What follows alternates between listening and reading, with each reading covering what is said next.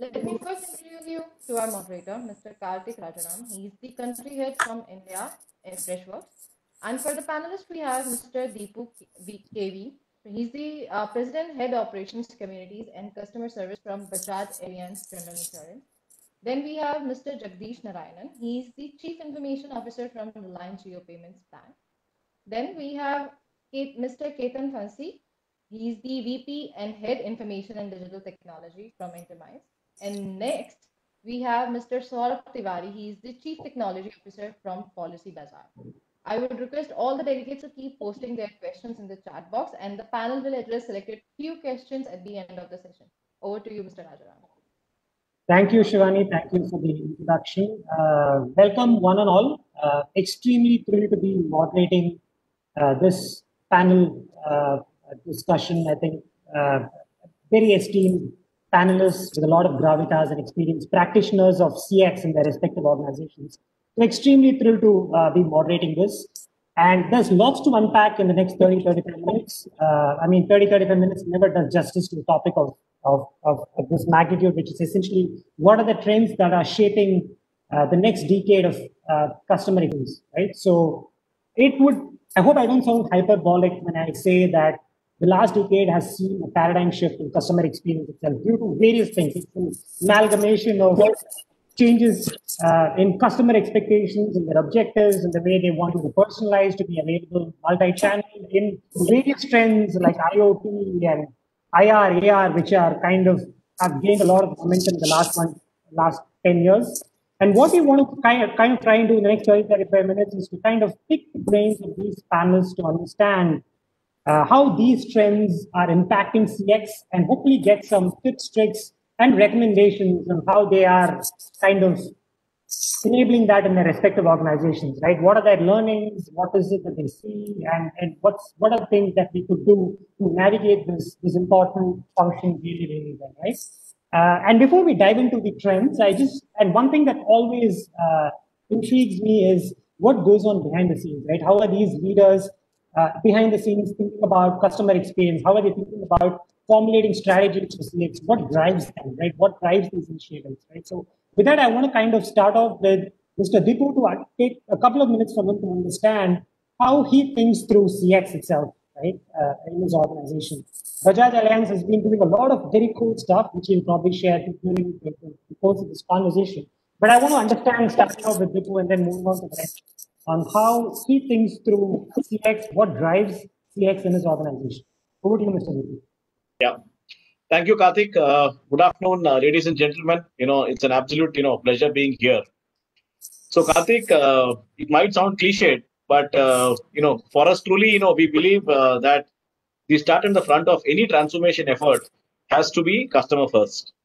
And when I say customer first, just to elucidate, essentially what we are saying is that whatever we do, any digital transformation initiative, be it big, be it small, we don't let, the technology adoption route per se, drive what we do. Instead, the use case has to be customer led. So we basically follow a 5-step process. What we do is first, listen to the customer. And while it looks very simple, this is where a lot of firms get it wrong, because many firms make the mistake of thinking that they know what the customer wants, whereas we believe in truly listening to the customer. The second is when you listen, it's very important to, understand what the customer is saying as much as what he's not saying, because there are a lot of latent needs which are not met. And the third thing, once you've heard the customer through these 2 steps, is to scrutinize the current landscape of processes and systems. Typically, you will find that they've been set up not keeping the customer at the center of everything. They would have been possibly set up keeping a departmental view in mind. Then the fourth step is to re-engineer the landscape, keeping the customer in mind. And then the fifth is to then deploy the right technology stack.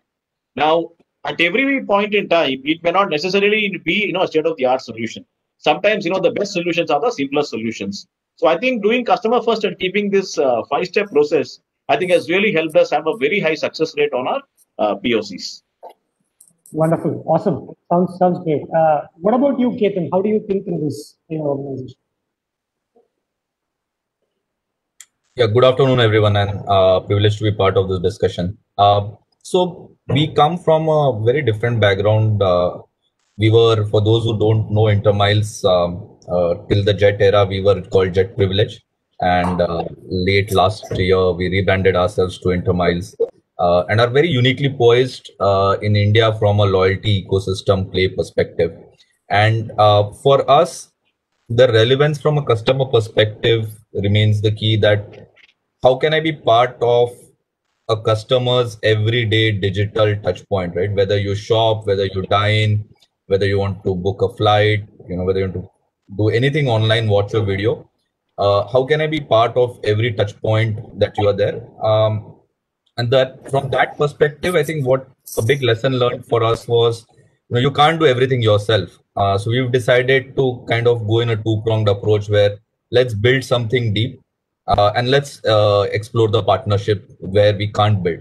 And specifically from 2020 to as we transition into this decade, a digital partnership ecosystem model is very strongly emerging. And that is kind of helping us deliver very unique use cases to the customer.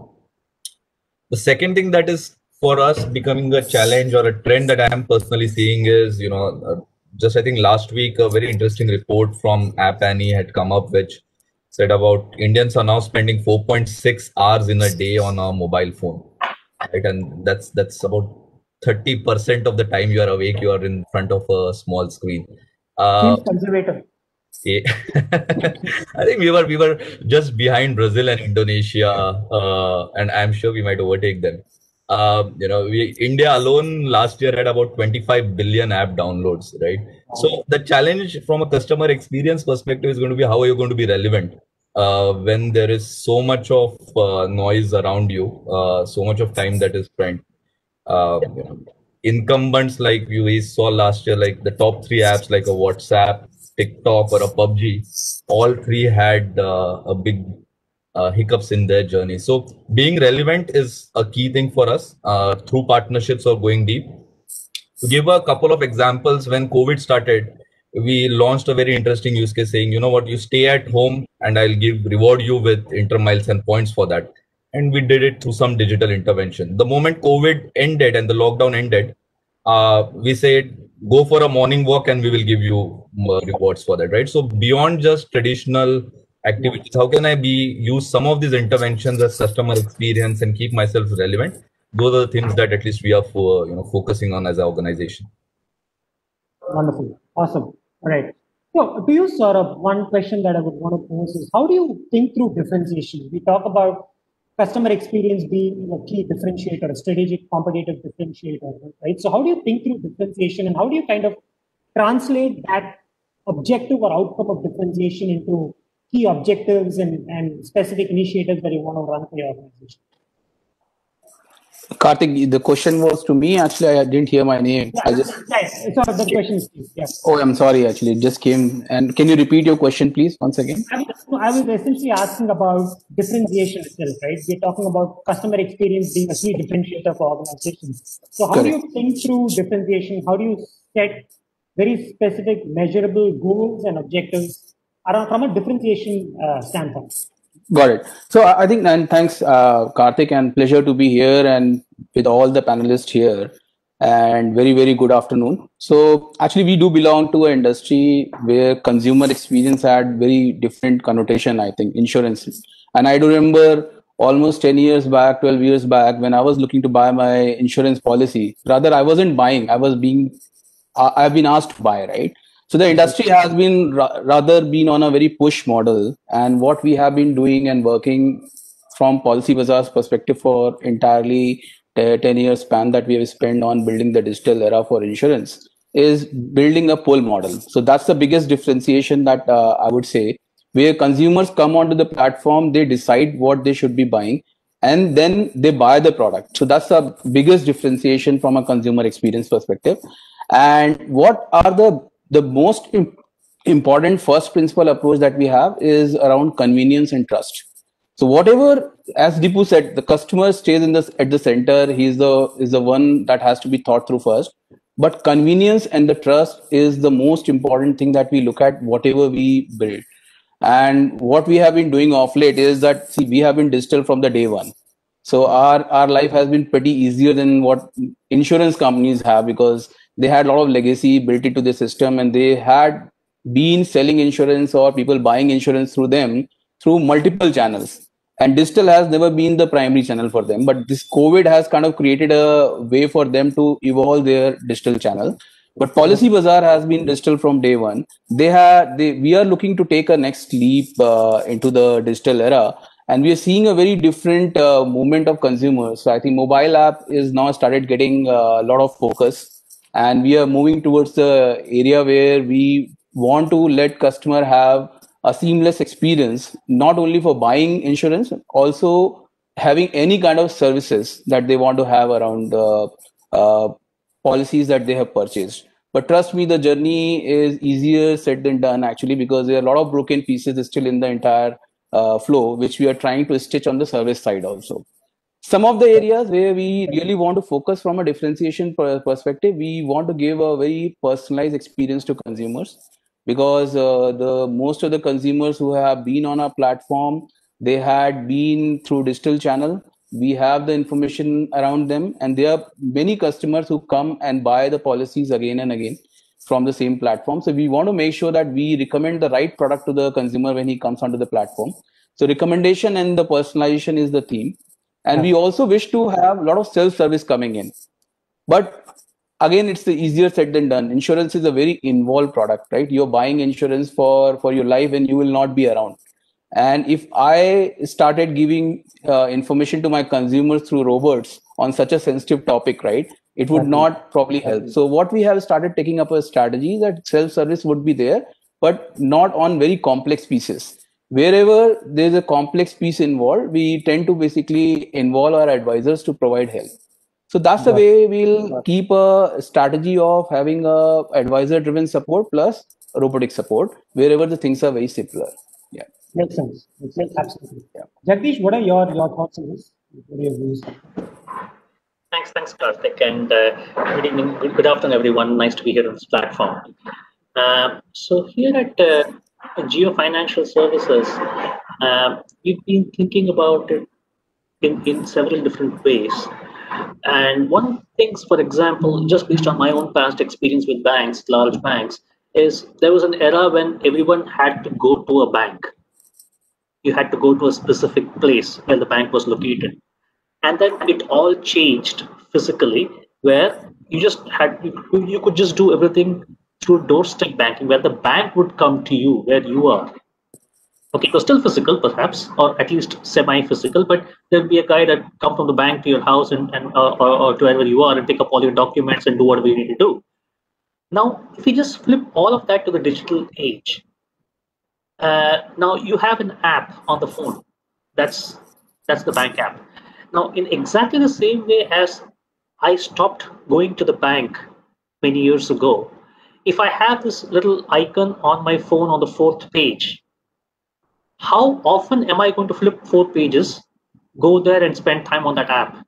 And even if I did go there, I would go there for a very specific transaction purpose, spend as little time as I need to complete what I need to do on that transaction and then get out of that app. Yep. Contrast this with the time that I would spend on a WhatsApp or on a LinkedIn app, where I am there all the time. I mean, is there even a comparison of the length of time that I spend on a bank app versus a WhatsApp? Now, can the bank digitally also come to me where I am?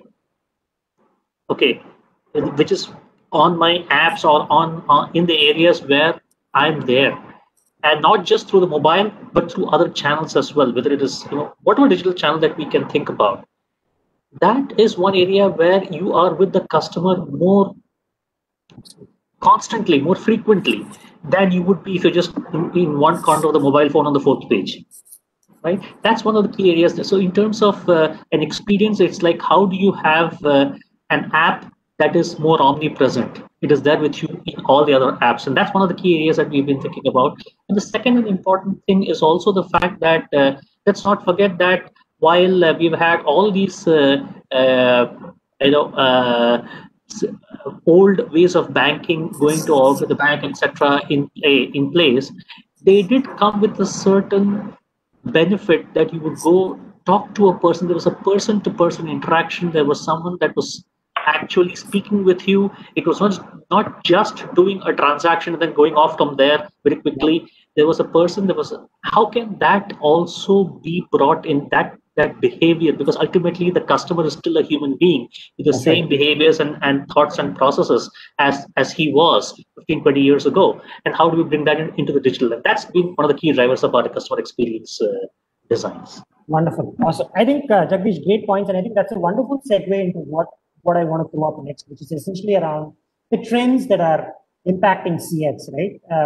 Again, to Mr. Deepu, I want to talk a little bit about omni-channel experience, right? Customers want us, our businesses, to be available all the time and with context, right? And I was reading somewhere that on an average today, businesses use roughly around 9 channels today to engage with customers, right? And I obviously read a lot about Bajaj Allianz and the things that you guys are doing on the WhatsApp channel and the omni-channel customer experience, etc. So just take us through how you thought through omni-channel, and of course, it's all driven by customer need and expectations and availability. But when you think through and put together an omni-channel plan, how do you go about kind of doing that and executing on that? I think, Karthik, it's definitely a good segue from the previous question. So, and rightly asked. So when you look at omni-channel experience, essentially what you're talking about is giving customers a choice.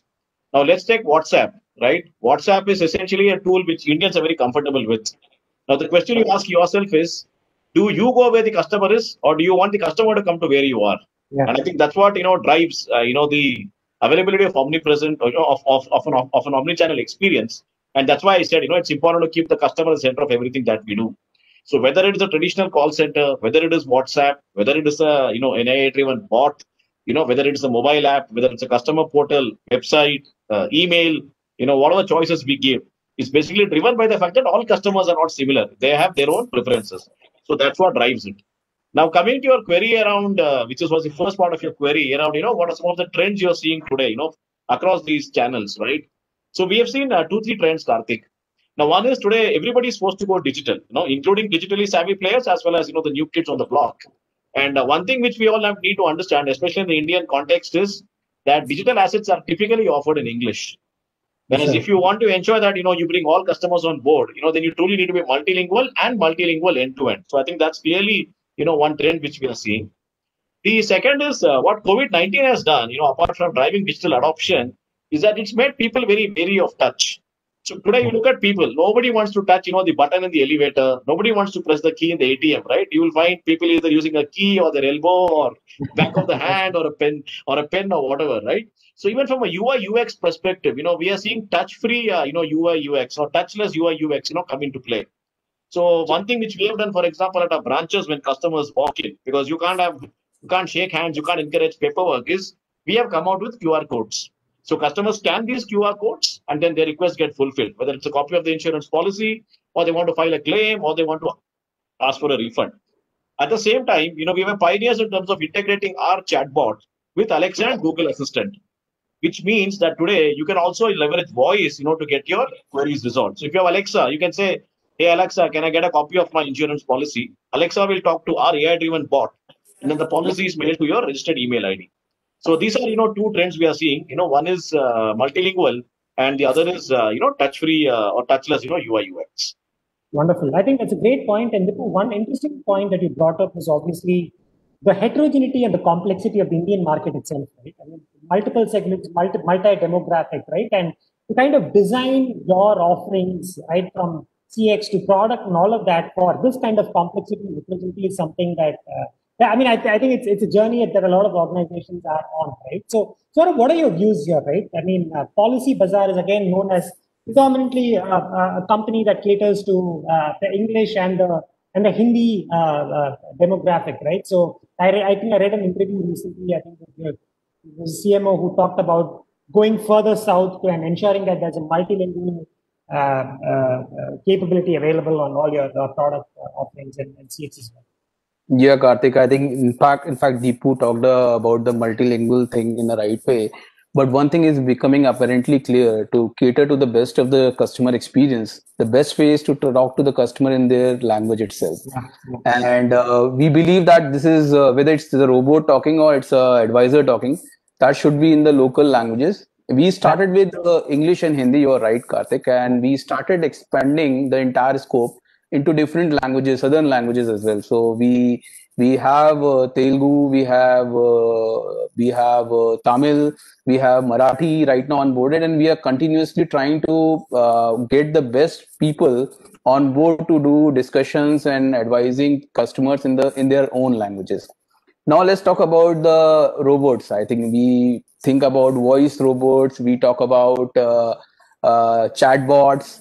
I think one of the biggest challenges that we face while building this, there are many dialects that we have for different languages.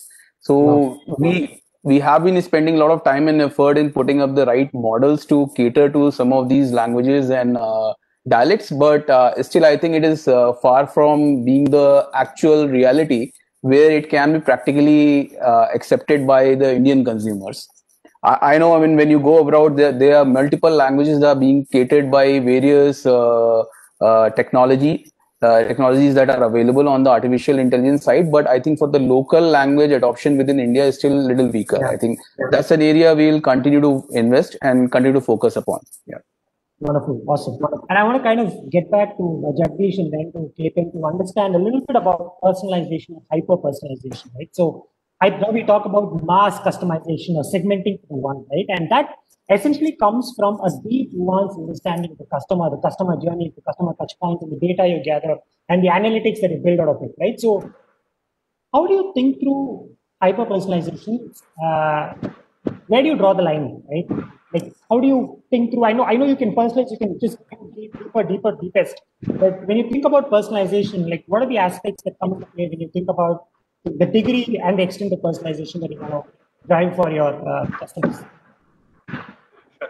So there is no doubt that the customer would like to see something that is good for him at that point in time, at that location, at that context in which he or she is at this point in time. And so, all of these parameters, the past trends, the geographic location, all of that are the parameters that we typically consider in terms of personalization. Now, if I know that a person he's based out of Delhi, but he is right now located in Mumbai, for the moment, there is no point in me giving him an offer as lucrative as it might be of something in Delhi at this point in time. So it's just a non-starter. So I need to know that the person is not at this moment in Delhi. That is the kind of personalization that we need to do. But at the same time, especially being in financial services, we're also extremely sensitive and careful about data privacy. Yeah.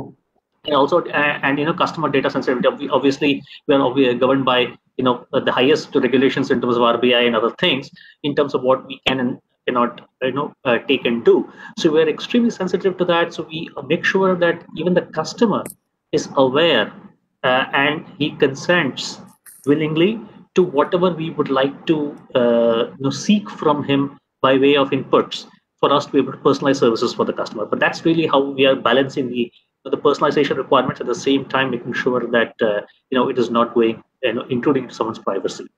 Wonderful. And Jagdish, I'm going to come back to specifically talking about challenges around legacy, around infosec privacy concerns. But Ketan, what are your thoughts on personalization, hyper-personalization as we call it nowadays?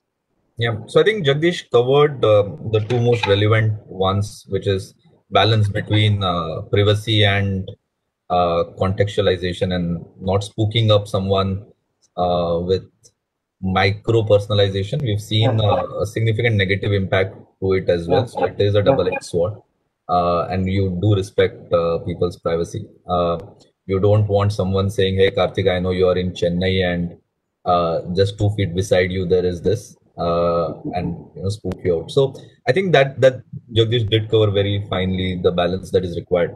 I'll maybe provide my view more from if I'm looking at a longer term view on the Indian context on what would drive maybe a customer experience for the next decade. I think the past decade did provide a very strong foundation on the digital side from an India context, whether it is Jio coming up with cheap data availability, whether it's government trying to bring UPI and payments, whether it's a strong startup community coming up with a lot of innovative products. So, last decade was a very strong foundation for us to now build it into the next decade, and a lot of customer experiences that would get delivered in this decade for me will be more from a cheap availability and access perspective, right? So the phone and the hardware is no longer a limitation.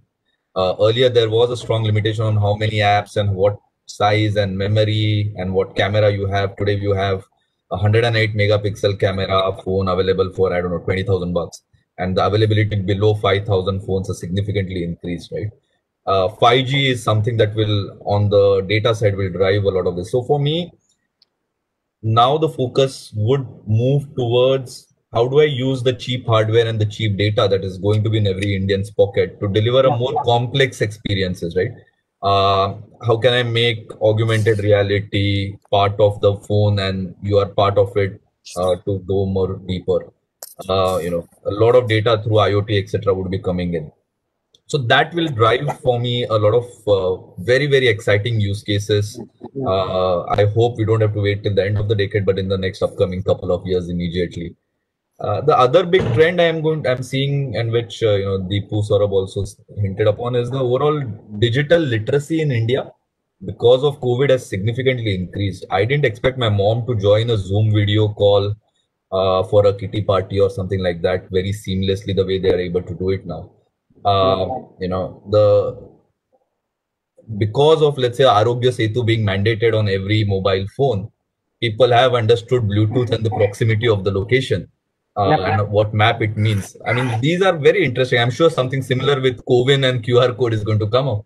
So I'm pretty excited to see how the increase in digital literacy, along with the cheap hardware availability and data availability, what kind of exciting use cases we can build now in the future. Absolutely. No, I think it's super exciting space, and any of you folks experimenting with IoT, AR, VR, any use cases that you see, let's say in an insurance or financial services domain that you guys are piloting. I mean, if it's confidential, you guys don't have to talk about it, but largely is there something happening? Because that's a very exciting space in the next 5 to 10 years for all of us.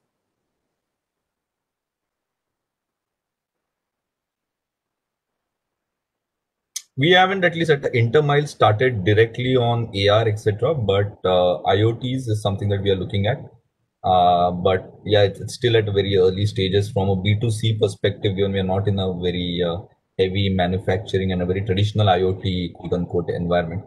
But I'll maybe let Saurabh or Deepu or Jagdish if they are doing anything around this space. Sure. Not anything big right now, Karthik, on this, especially. Yeah. Right. See, the other thing that I also want to kind of talk about very briefly is the balance, right? Balance between, we talked about human to human interaction, right? And again, automation, right? How do you strike that balance? Because too much of automation has, I think, scientifically proven to bring down customer satisfaction levels and things like that. So how do you strike that balance? Because there can be that tendency to over automate, right? So how do you, who acts as that the person who determines, or I mean, of course, it's the customer at the end, but how do you guys think through this when you have to kind of strike the balance between automation and human experience, human touch? Deepu, you can take that, and then I'll move to. Sure. Yeah. So, Karthik, it's an interesting question, especially when we are all talking about digitizing customer interactions. Yeah. One thing we all need to understand is that who are you digitizing this for? You are digitizing this for the customer, right? So there are human beings at the start of it. There is an employee who's delivering this service, right? And there is a customer, who's there at the end of it. Now, what happens when you digitize everything is, you get consistency, but the bot can only be code, clinical, and professional. It cannot offer, empathy and care, which is what customers need. Because when a customer calls you with a grievance, he needs a healing touch. So there is one thing which is happening, Karthik, one trend which is picking up across various industries, which is how do you blend the science of artificial intelligence or digitization with the art of customer centricity to come out with, what we call human-centric AI, whereby the bots tend to mimic human experience to the extent possible. Yeah. So that's one area, where you strike a, balance. Now, who decides this? It can be the customer service team, because they are, because that is the team, which plays the balancing act, between the organization and the customer. So that's one trend, which is picking up. The other trend which we are seeing, is a combination of man and machine. So just to give you one example of what we did, let's take, customers who go in for hospitalization, those who have, taken health insurance. Now they have two worries on their mind. One worry, of course, is recovery. You need to move from illness to wellness. The other is a lot of customers are very wary of, navigating this complex administrative machinery in hospitals. So what we did, we picked a few hospitals, which typically have seen high traffic from our customers.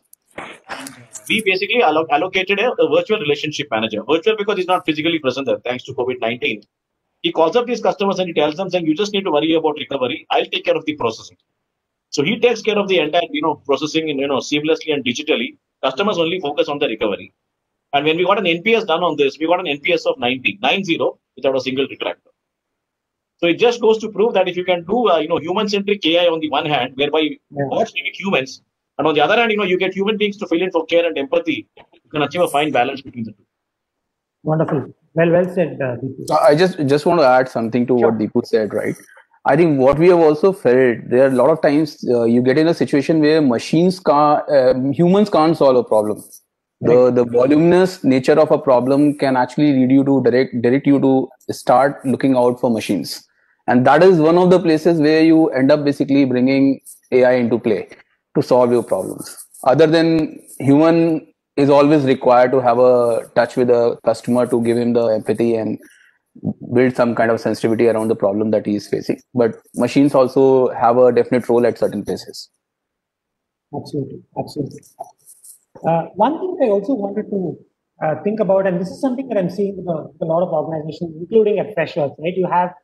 We have what we call a customer experience group, right? It's the team that kind of encompasses customer support, the customer onboarding, customer, et cetera, right? So, and we also see that the strategic relevance of this function and even the kind of interactions and the extent of interactions that they have with, let's say, product teams or engineering teams are on the rise, right? So is that what you guys are observing in your organizations as well, where customer service is no longer that one isolated siloed entity, but you are playing an important role in determining product roadmap or getting engineering bandwidth to prioritize a few things? Is that something that you're observing and driving? Jagdish, you want to take that? Sure. Yes, absolutely. So, even if any service is digital, one of the things that we just figured out, and we figured it out a little hard way, but it's fairly obvious, that there is no substitute to getting first-hand, feedback, and not just verbal feedback, but the non-verbal feedback as well. There is no substitute for that. I mean, let's just think about it. Even today, with all the digital capabilities that, let's say, we have in banks and financial services, much as we would like to believe we would do that, how many of us would go down and just go to a bank that we don't deal with, okay, and someone says, here's a bank that's a tremendously great bank, but doesn't exist physically anywhere, doesn't have any branch, you can't go anywhere into that bank. It's got a tremendous app, it's got the best customer service, it's got everything fantastic. Just download the app, just do your own KYC, open your account and put lakhs of money into it. What's the likelihood anyone's going to ever go to that app and open that account? Hardly. You still need that little comfort at the back of your mind while you never go to the bank, that if at all I have a problem, I know which road to go, which building to enter, and whom to meet.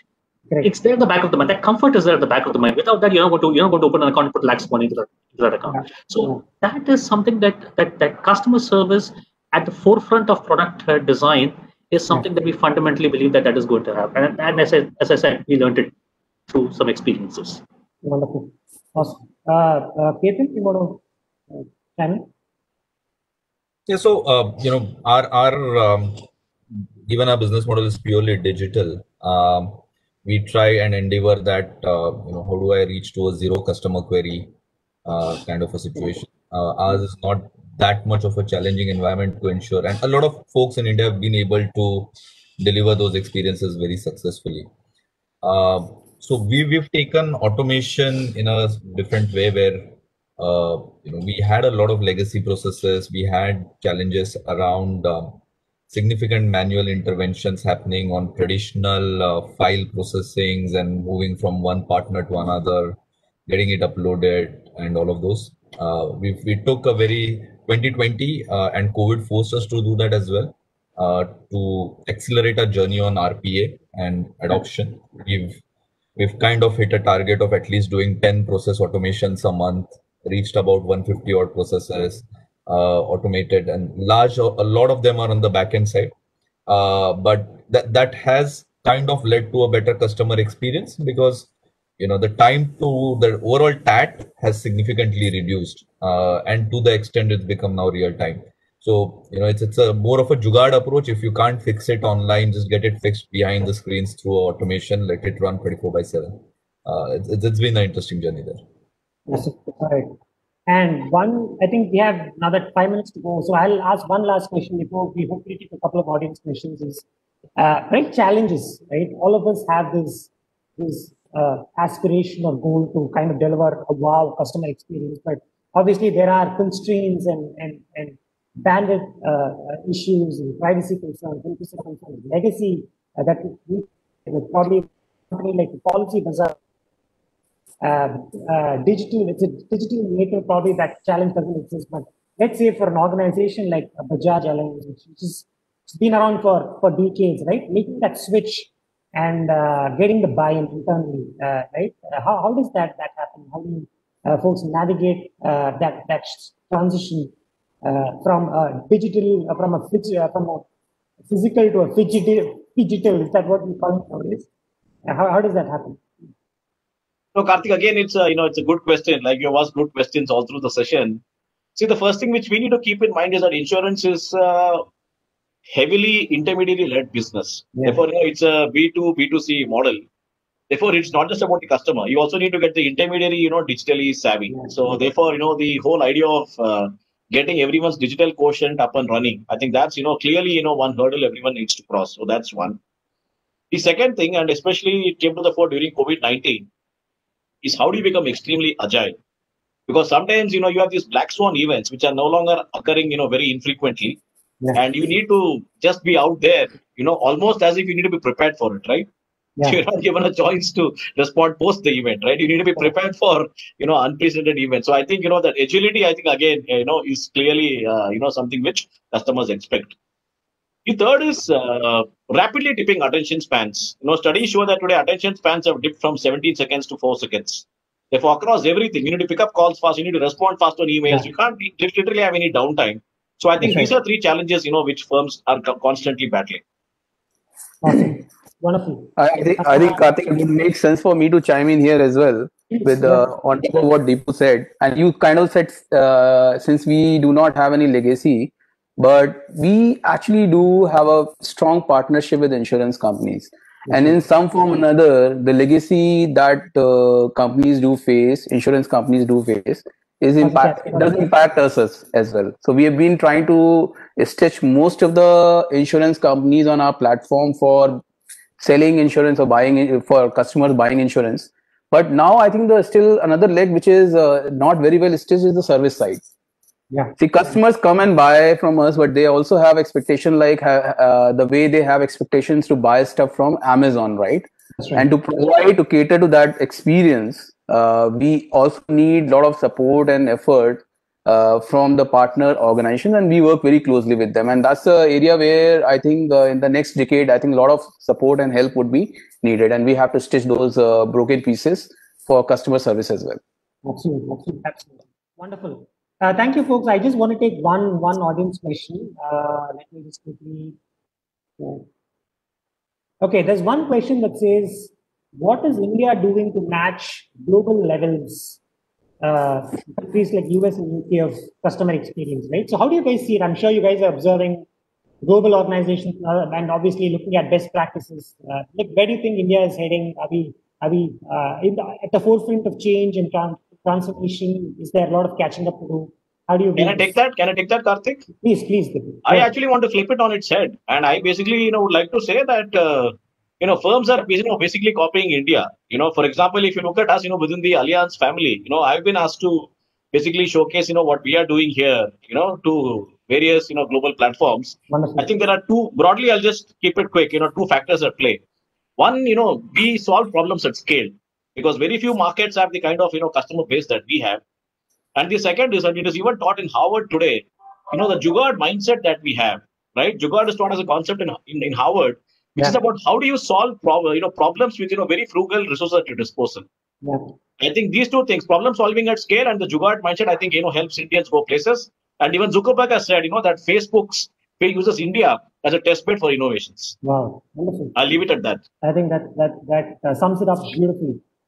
All right, folks. Shivani, are we kind of past time, or do we have some?